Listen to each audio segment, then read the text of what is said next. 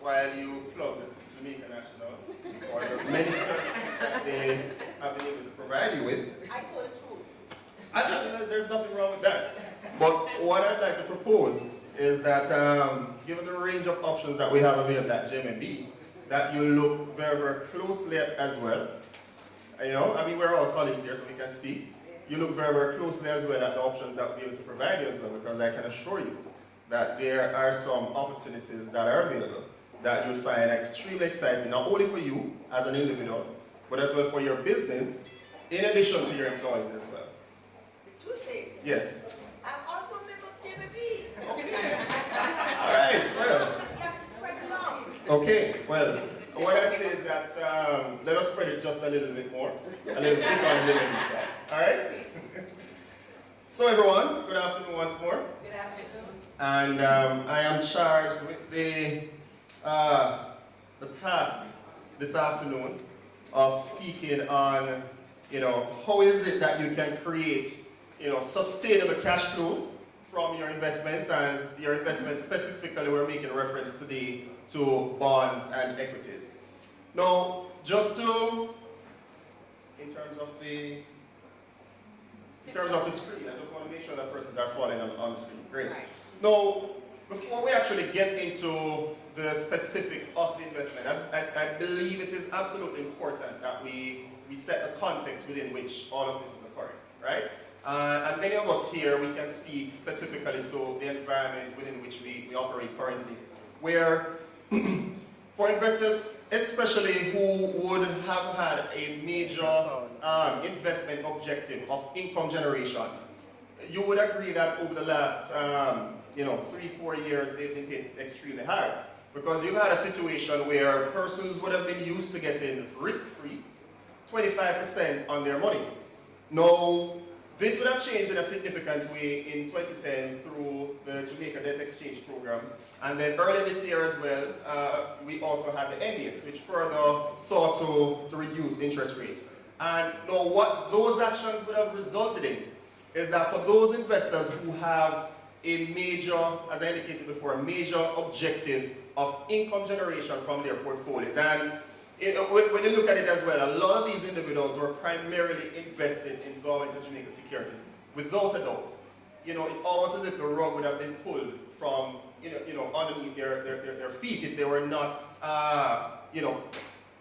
practicing, proper portfolio planning and diversification to begin with.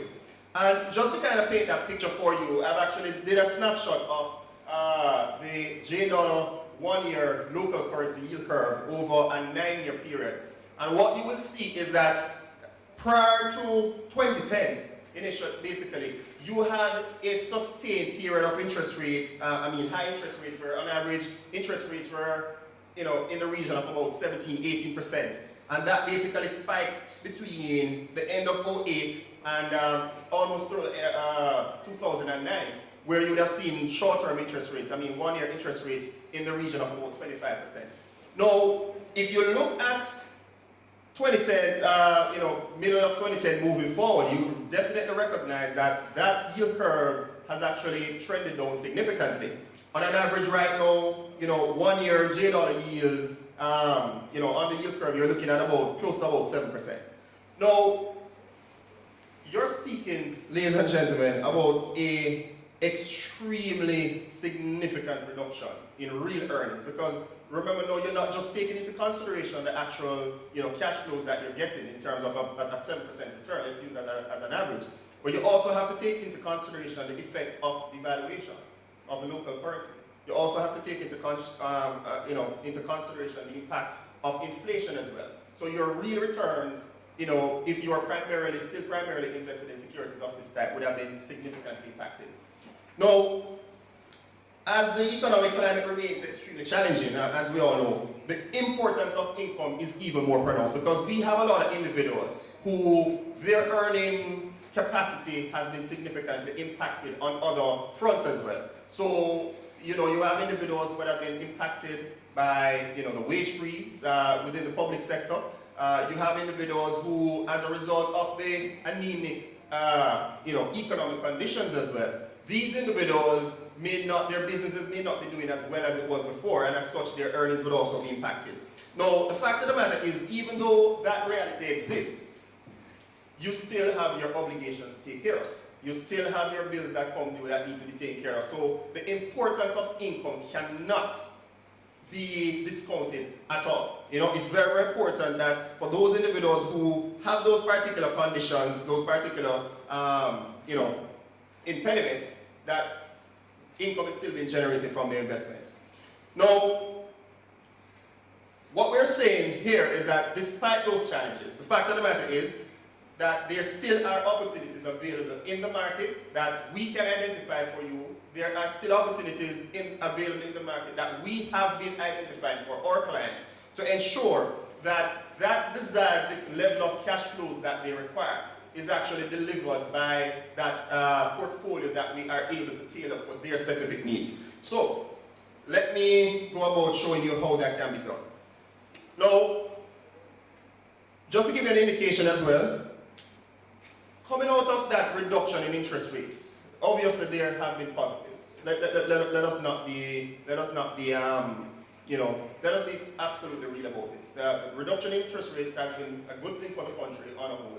And there have been opportunities that have been presented to you know, businesses as it relates to the ability to raise capital. Because before, what you'd have had is basically, because the government was so active within, you know, the markets, you basically had a crowding out effect, where, you know, they were consistently borrowing at extremely high rates. So my friend like Justin, who is now has the ability to come to the market, given, you know, changes in certain dynamics. We have other companies that have come to the market in recent time, raising whether it be debt and equity or debt or equity, you know,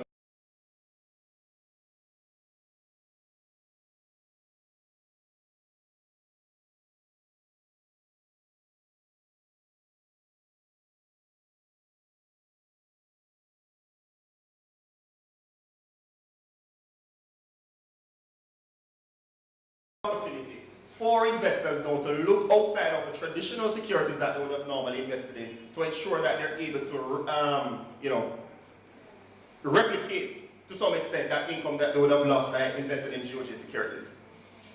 Now, let us look at some of the investment options on the equity side locally that individuals can actually look to take advantage of. And I've basically just done a snapshot of some of the stocks listed on the Jamaica Stock Exchange, and these are common shares in terms of looking at where their dividend yields are at right now. For example, year to date, Carreras has delivered about a 16.2% dividend yield. We've recognized, however, that as a result of the public smoking ban, and as a result as well of the proliferation of illegal imports, we've seen where their earnings have been impacted as a result of those activities. And their dividend has been cut from an average of about $1.45, $1.50 per share, down to about $1 per share. But even at that particular trajectory, that equates at current prices to about a 12% dividend yield at this point in time, which represents a significant premium on where the average one-year GOG yields are at this particular point in time. Cargo handlers, that's another common equity as well, where, you know, the dividend yield based on what we're seeing at this particular point in time, run about 13%, Scotia Group 9.3%, and they would have actually released results yesterday that indicated that their profitabilities are back up in the $12 billion region. So you can expect a higher dividend payment moving forward as well, and that should actually impact positively on, you know, dividend yields as well. Another common equity obviously would also be, you know, Access. We recognize as well that while their dividend policy may not be as consistent as, say, a Scotia Group or a Carreras where they pay quarterly, what you find is that their dividend yield, based on the levels of cash flows that they pay, tends to be very, very attractive as well. And Proven investments, this is another, you know, equity investment, but this is denominated in US dollars. So when you factor in, you know, the impact of devaluation on that nominal 8.3% dividend yield as well, you're looking at relatively healthy returns there. And this is another thing that I want you to recognize. The fact of the matter is that don't just look at the fact that, you know, the dividend yield itself is, say, you know, 12 or 16 or whatever percent. Because it's a common stock that you're buying, obviously the upside potential is also there. So you have the opportunity as well, in addition to getting this income, yield from your investment, you have the opportunity as well to make significant capital gains as these companies, are able to do better, than they did in previous periods, and as such, that should be translated into, higher stock prices. All right. So there is also an opportunity to even get additional earnings in that particular area by realizing your gains and moving on to something else. There are also preference share options that you can look at. Now, these are equity investments that provide you with more consistent cash flows for your portfolio as well. So we have the proven preference shares that pays dividends quarterly. The equity preference shares that JMB just successfully brought to the market, 9.5% with cash flows paid on a monthly basis as well. So that's very, very attractive. And what it does is that one of the things that we're a huge proponent of is that we believe in taking the portfolio approach in investing, and I can't plug that enough. So we're not recommending overexposure to any one asset class, or any one issue. We want for you to take the approach of, what's the best of both worlds from each investment that each investment has to offer. And as such, it is in that vein. It is actually in that vein that we're saying not